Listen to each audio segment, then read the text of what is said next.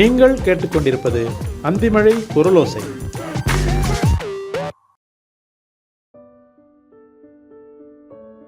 சிறுகதையின் பெயர் ஆழி சேர காத்திருக்கும் நதிகள். எழுதியவர் எஸ். பர்வீன் பானு. வாசிப்பவர் தினோவிகா மகேந்திரன். கடல் காற்று வீசிய ஒத்த திசையில் இருந்தும் ஏதோ சேதி வந்தது போல் இருந்தது மாதெம்மைக்கு. சுளுக்கு பிடித்தது போல காற்று ஒரு முடிச்சு போட்டு நிதானமாய் அடித்தது. கடற்கரை மணலில் உட்கார்ந்து தூரத்து பாய்மரத்தை கண்ணால் ஆராய்ச்சி பண்ணி கொண்டு இருந்தாள். கட்டுமரமும் தூரத்து வெளிச்சத்தில் கப்பலும் தெரிந்தது. நடுக்கடலில் எறும்புறுவது போல் அந்த காட்சி மங்கி போய் தெரிந்தது. கப்பல் நகருகிறதா என்று கூட தெரியவில்லை. எனக்கும் நீச்சல் அடிக்க கற்றுத்தாங்கப்பா.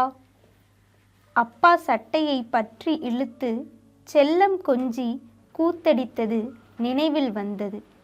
பிறகொரு நாள் அம்மா ஊருக்கு சென்ற சமயத்தில் கரையோரத்து அலைகளை தொட்டுக்கொண்டு இடுப்பில் கயிற்றை இறக்கி மறுசரத்தை அவர் இடுப்பில் இறுக்கிக் கொண்டு கரையோரத்தில் நீச்சல் அடிக்க பழக்கப்படுத்தினார்.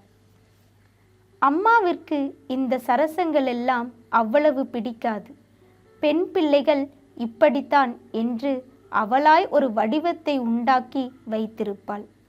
இன்றும் அதே சிந்தனையில் இருக்கிறாளா என்றும் தெரியாது. கடற்கரை முழுக்க மனிதர்களாய் சொப்பி கிடந்தார்கள். இருள் இறங்க இறங்க கடல் கருத்து போனது. அப்படியானால் அந்த கடலுக்கு என்று சுத்தமாய் நிறமில்லை. என்ன இருந்தென்ன, எதுவுமே இல்லை அதனிடம். உள்ளுக்குள் கடலை இறக்கி பேசி பார்த்ததில் ஏதோ ஒரு சந்தோஷம். சுருக்குப்பையில் இருந்து கொஞ்சமாய் புகையிலையை எடுத்து கிள்ளி வாயில் போட்டு கொண்டாள். மணி என்ன இருக்கும் என்று தெரியவில்லை. கையில் ஃபோன் இருந்தால் கூட எடுத்து பார்க்கலாம். ஆனால் அதை வைத்து கொள்ள அவசியமே ஏற்படவில்லை. வானமே இல்லாத ஊருக்கு கூரை எதற்கு? அழைக்க ஆளுமற்று விசாரிக்க சேதியுமற்ற உலகத்தில் அவள் இருப்பின் அடையாளம் அவள் மட்டுமே அறிந்த திறந்த நிலை ரகசியம். அணிந்திருந்த முக்கால் உயர பாவாடை காற்றுக்கு பறக்காமல் இருக்க சுருட்டி கால் இடுக்கில் பிடித்தபடி கையை தலைக்கு அண்ட தந்தபடி மல்லாந்து படுத்தாள். கடப்பாக்கல்லை போல நல்ல தேகம், அதற்கேற்ப வயதின் மூப்பால் கீழ் சரிந்த மார்பு, முரடாய் தடித்த முடியில் நிறைய நரை தட்டி இருந்தது. கரிபிடித்த வானம் அவளையே பார்த்து கொண்டு இருந்தது. தூண் போல் தடித்த காலில் ஒரு கருப்பு கயிர் இத்து போய் நெளிந்தது. குடும்பமாய் கடந்து போனவர்கள் எல்லாம் மல்லாந்து கிடக்கும் கருஞ்சிலையாய் அவளை வேடிக்கை பார்த்துவிட்டு சென்றார்கள். திரும்பி பார்த்தாள். இன்னும் சோனாவை காணோம். இந்த விடுமுறை நாள்களில்தான் கொஞ்சம் வெளியில் வர முடிகிறது. முன்னெல்லாம் ஞாயிறுகளில் கொஞ்சம் நேரம் கிடைத்தாலும் உறங்கி எழுந்து தலை முழுகி உடுப்புகளை கசக்கி போட்டு மேல் மாடியில் அமர்ந்து தெருவில் போவோர் வருவோரை வேடிக்கை பார்த்து நேரத்தை ஒப்பேத்துவாள். இப்போது ஓய்வை பார்த்தால் பயமாக இருக்கிறது. ஓய்ந்து ஒரு இடத்தில் உட்கார்ந்து விடுவோமோ என்று பரிதவித்தாள். அந்த ஓய்வில் கூட உறங்காமல் கிடக்கும் மூளை இறந்த காலத்தில் நின்று கொண்டு இறங்கி வர மறுத்து ஆர்ப்பாட்டம் செய்யும் கொடுமை நிகழ்காலத்தில் மூச்சு விட்டு கொண்டு கடந்த காலத்தில் உயிரோடு இருப்பவர்களுக்கு மட்டும்தான் தெரியும். உரசாத கல்லுக்குள்ளே ஒண்ணுமத்து செத்துப்போன நெருப்பு துளியாய் அவள் வாழ்க்கையும் அவளை போல புலம்பெயர்ந்த எத்தனையோ பேரின் வாழ்க்கையும் அணைந்து போனது. விசித்திரமாய் தனிமைக்கும் நிம்மதிக்கும் பயந்து மனது பிரச்சனைக்கு ஆசைப்பட்டது. ஏ மாதம்மே, என்ன பண்ற?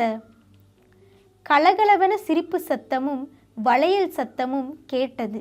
வேண்டுமென்றே கண்களை மூடிக்கொண்டு தூங்குவது போல் வேஷம் போட்டாள் மாதெம்மா. பக்கத்தில் மண்டியிட்டு உட்கார்ந்தவள் பிடித்து உலுக்கி எழுப்ப முகத்தை அந்த பக்கமாய் திருப்பிக் கொண்டு அழிச்சாட்டியம் காட்டினாள் மாதெம்மா. மாதேம்மா, நான் போகட்டா? சினுங்கவும் கண்ணை திறந்தவள் கையை தரையில் ஊன்றி எழுந்து அமர்ந்தாள். கருத்த அந்த தடித்த முகத்தில் அப்படியொரு ஆற்றாமை. ஏன் இம்புட்டு நேரம் காணலன்னு நினச்சி கொண்டே இருக்கிறேன். இல்லை மாதேம்மா, நான் கிளம்பு நிமிஷத்தில் எனக்கு ஒரு வேலை தந்து உட்கார வச்சுட்டாங்க. இந்தியும் தமிழும் கலந்து பேசிக்கொண்டிருக்க மாதெம்மா அதில் கவனம் கொள்ளாமல் பக்கத்தில் இருந்த பையை பிரித்து உள்ளே இருந்த வட்டலாப்பத்தை எடுத்து தந்தாள் ஆசையாக. சுற்றி வைத்திருந்த காகிதம் எண்ணெயில் குளித்து நமுத்து போயிருந்தாலும் பஞ்சு போல் தித்திப்பாய் இருந்ததை ருசித்து மென்றாள். நீங்க செய்ததா? ஓம். இதெல்லாம் இன்னும் நினப்பில் இருக்கா? கேள்வி அவ்வளவு துயரத்தை தந்தது மாதெம்மாவிற்கு. ருசியும் மனமும் செயல்பாடும் நாடும் மக்களும் எதுவுமே நினைவில் இல்லை. எதுவுமே மறக்கவும் இல்லை. நாள்கள் நினைப்பில்லை. அப்போது 6ஓ 7ஓ எதுவோ படிக்கிறாள். முன்னும் பின்னும் குஞ்சும் குருத்துமாய் 6 பிள்ளைகள். அப்பா கடலில் இறங்கி மீன் பிடிக்கப் போகிறவர். மீன்பிடியாள்களின் சிறுத்த தெருவில் ஏகப்பட்ட வயசொத்த பிள்ளைகள். படிப்பு முடிந்து வீடு வந்தால் ஏகப்பட்ட சண்டையும் சல்லும் உறங்கப் போகும் வரைக்கும் ஒரே வழக்கமாயிருக்கும். மீன்பிடியாள்களின் சிறுத்த தெருவில் ஏகப்பட்ட வயசொத்த பிள்ளைகள். படிப்பு முடிந்து வீடு வந்தால் ஏகப்பட்ட சண்டையும் சல்லும் உறங்கப் போகும் வரைக்கும் ஒரே வழக்குமாய் இருக்கும். திண்ணையில் இருந்து குதிக்கையில் ஒருக்கா முட்டி செதறும், மறுக்கா மண்டை உடையும். இப்போது வலப்பக்க நெத்தியில் பதிந்த தழும்பு முகம் கழுவுகையில் தட்டுப்பட்டால் சோப்போடு சேர்த்து கண்ணீரையும் கழுவி விடுவாள். காலம் மனிதர்களுக்கு விசுவாசமாய் இருக்கும் நாளில்தான் அவர்களை கஷ்டத்தோடு சேர்த்து வாழ வைக்கும். தண்டிக்க முடிவு செய்துவிட்டால் நிம்மதியை கையில் தந்துவிட்டு உணர்ச்சிகளை பிடுங்கிக் கொள்ளும். சின்ன குடிசைதான். ஒரே ஓரத்தில் கொடியெடுப்பு போட்டான குசினி. மீதியுள்ள இடம் அத்தனை பேரும் தலை சரிக்க. 6 பிள்ளைகளுக்கும் சேர்த்து 2 தலையணைதான். அதில் பெருவாரியான இடத்தில் யார் தலையை வைத்து கொள்வது என்று போராட்டமே நடக்கும். தலையோடு தலை மோதி கண் அசந்ததும் பிடுங்கிக் கொண்டு அடுத்தாளை ஓவென தூக்கத்தில் அலறவிட்டு அப்பா சாரத்தை கையில் இறுக்கிக் கொண்டு சரமாரியாய் அத்தனை பேரையும் அடித்து உறங்கியவர்களையும் எழுப்பி உட்கார வைத்திருப்பார். கண்ணை கசக்கிக் கொண்டு மாறி மாறி காரணம் புரியாமல் அழுவார்கள். அதுக்கும் 2 மாத்து சேர்த்து விழும். அவர்கள் எல்லாம் இப்போது எங்கிருக்கிறார்களோ அல்லது இருக்கிறார்களோ இல்லையோ, எப்போது நினைத்தாலும் அடிவயிற்றில் ஒரு நடுக்கமும் பயமும் கவ்வுமே. அது கவ்வியது. மாதேம்மா, சோனா அழைத்து மறுபடியும் நினைப்பில் கொண்டு வந்து நிறுத்தினாள். ஏன் சோனா, இவ்வளோ நேரம் நீ வரமாட்டியோன்னு நினச்சேன். எப்படி வராமல் இருப்பேன்? உங்களை பார்க்க வருவேன். கைகளை பிடித்து கொண்டாள். அதில் கதகதப்பு இருந்தது. மாதேம்மா ஏதேதோ பேசிக்கொண்டிருந்தாள். அவளின் ஒவ்வொரு வார்த்தைக்கும் கடல் ஆர்ப்பரித்து கைத்தட்டியது. தேக்கி வைத்த வார்த்தைகள் மனிதரை கண்டதும் நீச்சலடித்தது. காலத்தை நம்பாதே, நம்ம வாழ்க்கைன்னு சொல்லிட்டு நாம் எப்படி வாழணும்னு அந்த காலம் நம்ம விதி மேலே நின்று சதிராட்டம் போடும். நிம்மதியாக வாழு, சந்தோஷமாக வாழுன்னு சொல்கிறதெல்லாம் பேச்சுக்கு பேச்சு. அந்த நிமிஷத்துக்கு எது தேவையோ அது கிடைக்கணும். ஆனால் அதை காலம் தராது, ஏங்க வைக்கும், அடுத்தாளை பார்த்து பொறாமப்பட வைக்கும். எப்போ இது எதுவுமே வேண்டான்னு தீர்மானித்து விலகி நிற்கிறோமோ அப்போ இந்தா வச்சுக்கோன்னு நமக்கு தரும். அதனால் என்ன பிரயோசனம் என்பார் அந்தோணி டீச்சர். இருட்டு கட்டி விட்டது. சோனா எழுந்து கொண்டாள். அவள் கைகளை பற்றி மாதேம்மாவும் எழுந்து கொண்டாள். நீண்ட நேரமாய் இருப்பில் இருந்ததால் குறுக்கு வலித்தது. மணலில் இடுப்பசைத்து புதைய புதைய நடந்ததால் வேகத்தை குறைந்தது. திக்கத்த காத்து வீசி அணிந்திருந்த பாவாடையை குடையாய் பரவ விட்டது. இருவரும் நடந்து நடைபாதைக்கு வந்தார்கள். இப்படியொரு நடைமேடையில்தான் சோனாவை முதலாய் பார்த்ததும். இப்போது விட அப்போது இன்னும் இளவயசில் இருந்தாள். 4-5 பேர் கொண்ட கும்பல் ஒன்றில் இக்கட்டாய் மாட்டிக்கொண்டு நின்று அழுது கொண்டிருந்தாள். என்னமோ சொந்த விஷயமென்று எண்ணி ஒதுங்கி உட்கார்ந்து கடலை கொறித்து கொண்டிருக்கவும், ஆண்களின் அத்துமீறலும் பெண்ணின் அவலமும் தள்ளி அமர்ந்திருந்த போதும் துல்லியமாய் தெரிந்தது. அவர்களை சுற்றி கூட்டமும் சேர மாதேமையும் எழுந்து அவர்களை நோக்கி போனாள். கூட்டத்தில் நின்றவர்கள் வேடிக்கை பார்த்தார்கள். எப்படியோ போலீஸும் வந்து சேர்ந்தது. பெண்ணை வலிக்க கையாண்டவர்களை விட்டுவிட்டு பெண்ணை வலிக்க வைக்கவே கேள்வியை செலுத்தினார்கள். யார் நீ? இங்கே என்ன வேலை? விபச்சாரம் செய்ய வந்தனையோ? சில சமயம் அழுகை நாம் தவறு செய்து விட்டதாய் நமக்கு எதிராய் சாட்சி சொல்லும். சுத்தி நின்றவர்கள் அவளை கத்தி பார்வை பார்த்தார்கள். சில பேர் அந்த கத்தியில் தங்கள் உணர்ச்சிகளை வெட்டி கொள்ள காத்திருக்க, மாதேமைக்கு இங்கே அகதியாய் புலம்பெயர்ந்து வந்து கூடாரத்துக்கு கூடாரம் இந்த துயரத்தை அனுபவித்த நாட்கள் நினைவுக்கு வந்தது. பேசாத கூட்டத்துக்கு நடுவே அவள் மட்டுமே வாய் திறந்தாள். அந்த பொண்ணு ஒன்றும் செய்யல, அவிகள் எல்லாரும் தான் தப்பா கதைச்சு கொண்டு வந்தார்கள். எல்லோர் பார்வையும் மாதேமியின் மீது படிந்தது. யார் நீங்க? அவளோட ஏஜெண்டா இருக்கும் என்றான் ஒருத்தன். அப்படித்தான் இருக்கட்டுமே, வேறென்ன? உடம்ப கொடுத்து வயிற்ற நிறச்சிக்கிறது அவரவர் விருப்பம், சூழ்நிலை. கொள்ளை அடிக்கிறவளையும் கொல்ல செய்கிறவனையும் ஒரு சமூகத்தின் வாழ்வாதாரத்தை பிடுங்கி எரியறவனையும் தண்டனைக்கு பிறகு மன்னிக்கிறோம். நாள்பட மறந்துடுறோம். அவன் திருந்தினானான்னு கவலைப்படுறதே இல்லை.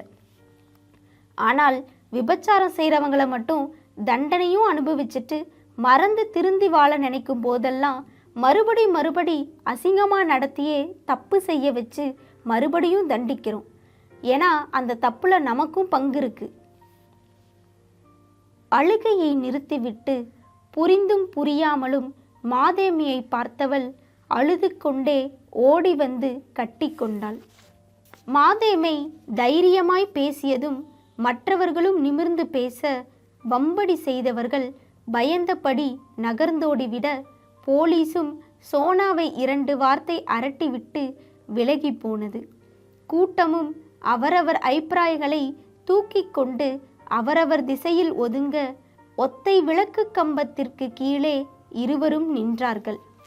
ஆரணி, உன்ற பேர் என்ன? சோனா, ராஜஸ்தானி. இங்கே சோழியாய் வந்தினியோ?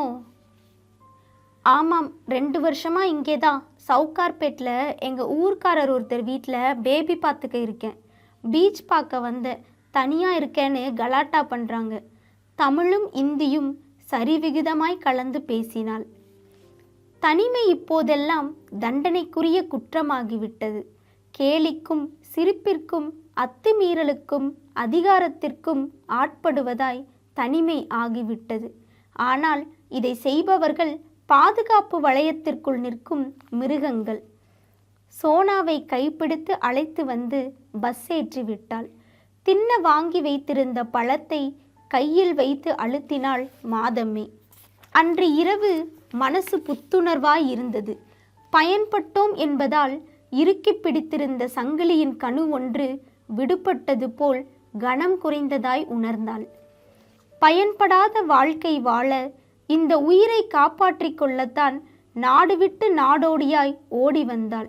இனத்தின் அடையாளம் மட்டுமல்ல, இருந்ததற்கான அடையாளமும் இல்லாமல் யாரோவாகி எங்கேயோ தெரித்து விழுந்து முளைக்க வழியத்த அவிச்ச விதை போன்ற அகதி வாழ்க்கை.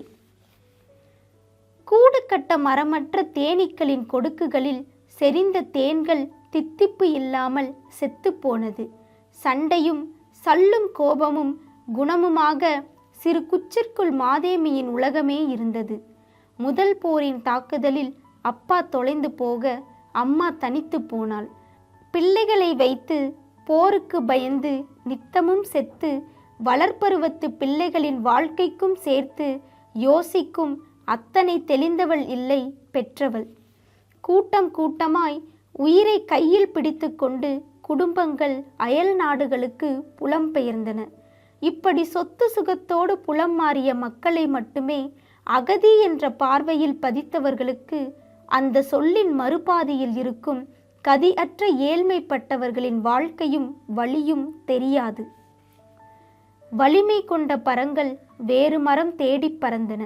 காலும் இல்லாமல் ரெக்கையும் உதவாமல் வாழ்ந்த ஏழ்மைப்பட்டவர்கள் தான் மரணத்தை வாழ்க்கைக்கு காவலாக வாசலில் நிறுத்திவிட்டு எதற்கோ காத்திருந்தனர். நாடு கடந்த சீமான்களோடு வீட்டுக்கு ஒரு பிள்ளையை அம்மா வேலைக்கு அனுப்பிவிட்டாள். அப்படி யாராலோதான் மாதம்மை 14 வயதில் இந்தியா வந்தாள். திரும்பி பார்க்கவே மாட்டோம் யாரையும் என்று அப்போது தெரியாது. அலைபேசி, தொலைபேசி என்ற எந்த அடையாளமும் இல்லை. அக்காவும் அண்ணாவும் தம்பி தங்கையும் எங்கிருக்கிறார்கள் என்ற எந்த தகவலும் இல்லை. அகதிகள் முகாமில் தங்கி அடையாளம் கெட்டு அலைக்கழிந்து அழைத்து வந்தவர்கள் வேறு நாடு புலம்பெயர மாதேம்மாவை இங்கேயே விட்டு சென்றார்கள். நிறைய கஷ்டங்களோடு கைமாறி இந்த முக்கிய வயசில் பாரிமுனையில் ஒரு வக்கீல் வீட்டில் 3 வருடங்களாய் வீட்டோடு தங்கி வேலை செய்கிறாள்.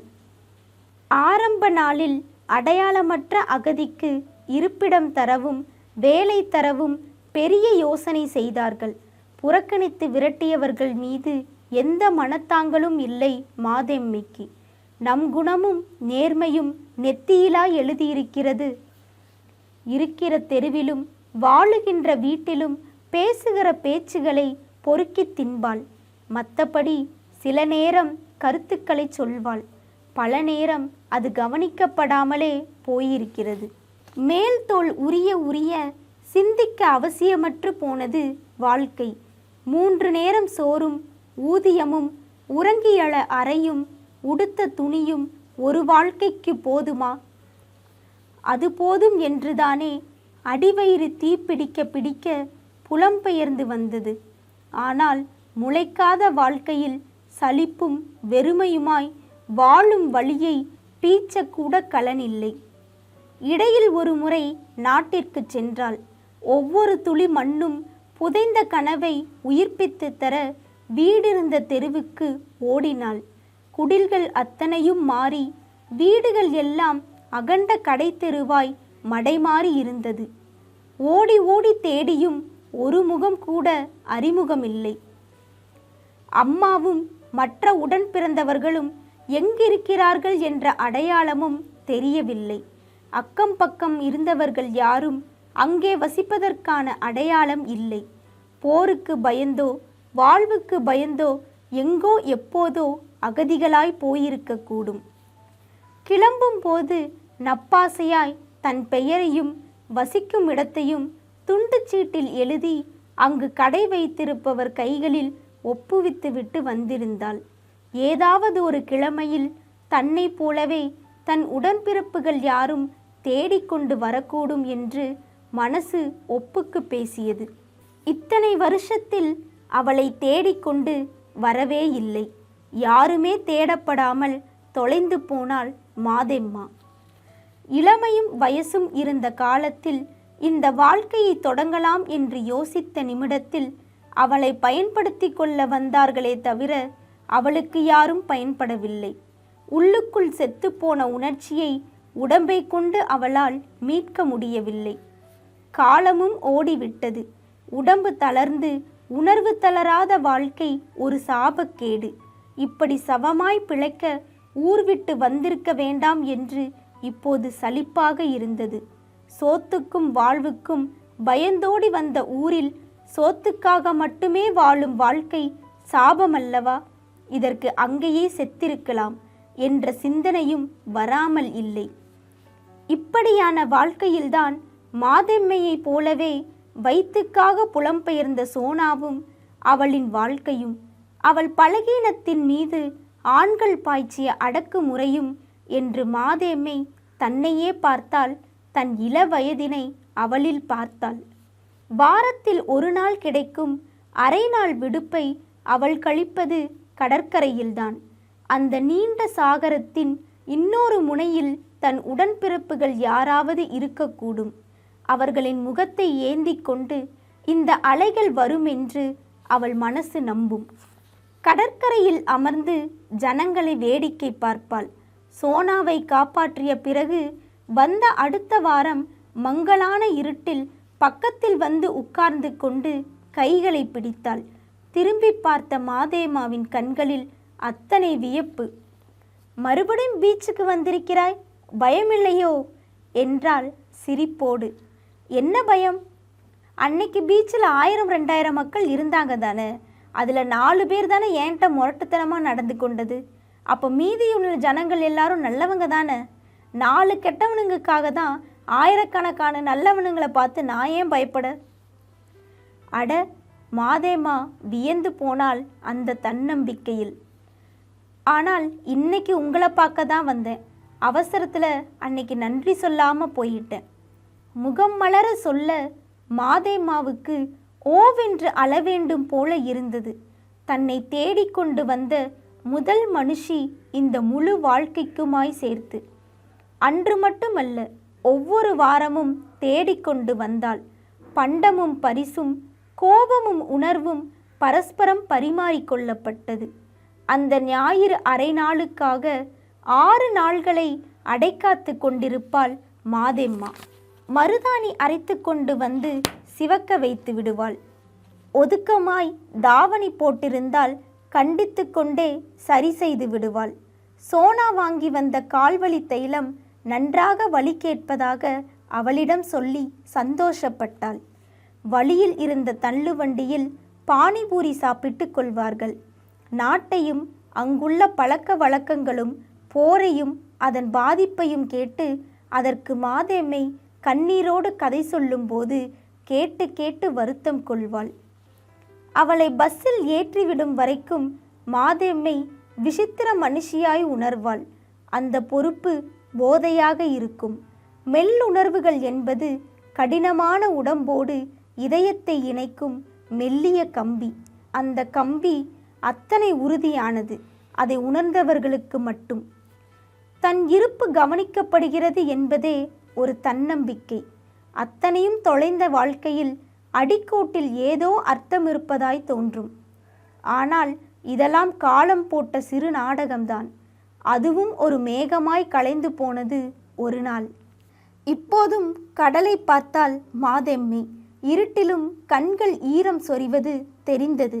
வருத்தமாய் இருந்தாலும் தன்னை போல் நில்லாமல் அவளுக்கு சென்று சேர ஒரு அக்கறை இருக்கிறது என்பதே நிம்மதியாக இருந்தது. ஒன்றுமே இல்லை என்று ஏங்கிக் கொண்டிருந்த முழு வாழ்க்கையில் எதையோ தந்திருக்கிறாள் ருசித்து கடிக்க. அழவேண்டாம் மாதமே, நான் ஃபோன் நம்பர் தரேன், விரும்பும்போது பேசலாம். நீங்களும் சீக்கிரம் ஃபோன் வாங்குக. கைகளை பற்றி கொண்டு மடியில் சாய்ந்தாள். எப்போ கிளம்பணும்? அடுத்த வாரம். முதலாளிக்கு கல்கத்தா மாற்றியாச்சு. எனக்கு இஷ்டமில்லை, அதான் ராஜஸ்தானே திரும்பி போகிறேன் அம்மா அப்பா கிட்ட. அவளுக்கு சென்று சேர ஒரு கடல் இருக்கிறதே, அது போதும். ஆனால் மாதேம்மைதான் கடலை தேடி தேடி வற்றி போன நதியாகி போனாள். கையை பற்றி கொண்டு இருவரும் நடைமேடைக்கு வந்தார்கள். கடலும் கூடவே வந்தது. விளக்கு கம்பத்திற்கு கீழ் கைகளை பற்றி கொண்டு நின்றார்கள். நாட்டையும் மக்களையும் குடும்பத்தையும் பிரிந்து வந்தபோது தொட்ட அதே வழி இப்போதும் உண்டானது. ஆனால் இந்த ரணம் கொஞ்சம் சுகமாக இருந்தது. அன்பின் வெற்றிடங்களை எளிய மனிதர்களால் நிரப்ப முடியும் என்ற பேருண்மை புரிந்தது. சோனா எழுதி தந்த தொலைபேசி எண்ணை வாங்கி பத்திரமாய் சுருக்குப்பைக்குள் வைத்து கொண்டாள். அந்த எண் இன்னும் வாழ்க்கை இருக்கிறது என்று அவளை பார்த்து பூடகமாய் சொல்வது போல் இருந்தது. 500 ரூபாய் தாளை எடுத்து கைகளுக்குள் திணித்தாள். சோனா கனமாக மறுக்கவும், இதை வாங்கி காட்டி மாதம் ஆளும் என்று பழிப்பு காட்ட சோனா முத்துப்பல் தெரிய சிரித்தாள். மாதம்மை பற்றி எல்லார்கிட்டேயும் சொல்லுவேன். ஒரு நாள் மாதம்மை ராஜஸ்தான் வரணும், நான் ஊர் முழுக்க சுற்றி காட்டுவேன். மாதம்மைக்கு சந்தோஷமாக இருந்தது. கைகளை பற்றி புறங்கையில் முத்தமிட்டாள். பிரிவின் துளி மெல்ல மெல்ல கரைய ஆரம்பித்து அது நெருங்க நெருங்க அவஸ்தையாக இருந்தது இருவருக்குமே. அந்த நொடியை சீக்கிரம் தாண்டிவிட மாட்டோமா என்று தவித்தாள் மாதெம்மி. இனிமேல் உடன் பிறந்தவர்களைப் போல், அம்மாவைப் போல், நாட்டைப் போல் சோனாவும் பிரியத்தோடு தள்ளி இருக்கப் போகிறாள். அவ்வளவுதான். பேசுவோம், சந்திப்போம் என்ற நம்பிக்கை இருக்கிறது. நம்பிக்கை தானே வாழ்க்கை. சீக்கிரம் ஃபோன் வாங்கிட்டு எனக்கு இந்த நம்பருக்கு சொல்லணும். நாளைக்கே சொல்கிறேன். இதுவரை அவசியப்படாத அலைபேசி அவசியப்பட போகிறது. அவளிடம் சொல்லவும் அவள் சொல்லவும் வாழ்க்கை காத்திருக்கிறது. பிரிவில் கூட நேர்மறையாய் பூ பூத்தாலும் அதை தலைக்குப்புற கவிழ்ந்தது போல் ஒரு தவிப்பு. தூரத்தில் பஸ் வருவது தெரிந்தது. சோனா திரும்பி தலையசைத்தாள். பதிலுக்கு மாதேம்மை தலையசைக்காமல் நிற்க என்ன என்பது போல் பார்த்தாள். என்ன அம்மான்னு ஒரு தடவை கூப்பிடேன். அந்த குரலில் அப்படியொரு எதிர்பார்ப்பு. பக்கத்தில் வந்த சோனா இறுக அணைத்தாள். கன்னத்தில் முத்தத்தை பதித்தாள். நான் போயிட்டு வரேன் அம்மா என்றாள் நெஞ்சில் இருந்து வரும் ஈர வார்த்தையாய். உடம்பு முழுக்க அந்த வார்த்தை நோய் நிவாரணியாய் துக்கம் தீர்க்க அகதியாய் தத்தளித்த நதி இறுதியாய் ஆழி சேர்ந்தது. நன்றி. மீண்டும் ஒரு சிறுகதையில் இணைவோம்.